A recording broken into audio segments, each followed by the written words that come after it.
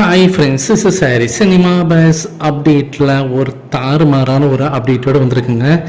அமீர் கான் அவர்களுடைய லுக்கு வெளி வந்ததுலேருந்து நார்த் இந்தியா மீடியா ஃபுல்லாக பற்றிக்கிச்சு அப்படி தான் சொல்லணும். குறிப்பாக அங்கே இருக்கக்கூடிய ஹேட்டர்ஸ்லாம் கதற ஆரம்பிச்சிட்டாங்க.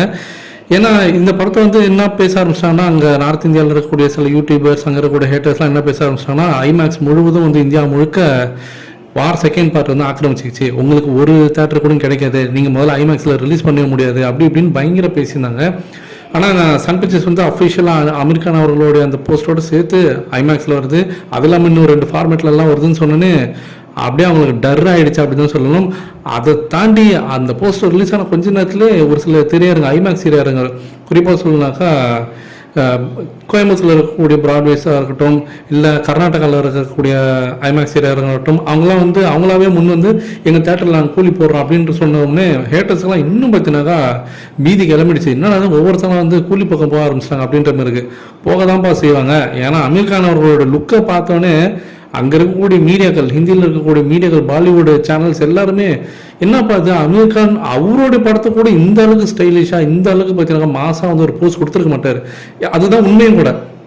நீங்கள் அவரோட லாஸ்ட் ஒரு 4-5 படங்கள் எடுத்து பாருங்களேன், அவருடைய அந்த போஸ்டர்ஸ்லாம் பாருங்கள், அவரோட லுக்கெலாம் பாருங்கள், அப்படி ஒரு சாதுவாக ரொம்ப காமாக சார்மிங்காக அப்படி தான் இருக்கும். ஆனால் அவர் ரெக்கார்டு லுக்கில் அதுவும் பார்த்தீங்கன்னா அந்த ஸ்மோக்கிங்லாம் பண்ணுற மாதிரிலாம் அவருடைய படத்தில் எங்கேயுமே படத்துலேயே இருக்காது, மேக்ஸிமம் போஸ்டரில் சத்தியமாக இருக்காது.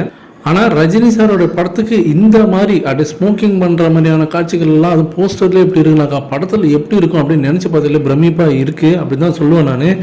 கண்டிப்பாக இந்த படத்தில் சம்பவம் இருக்குங்க. அவர் சொன்ன மாதிரி தான் அந்த லாஸ்ட் ஒரு 15 நிமிஷம் ஏதோ பெருசாக பண்ண போகிறாங்க. நம்ம எதிர்பாராததை எதிர்பாருங்கள்.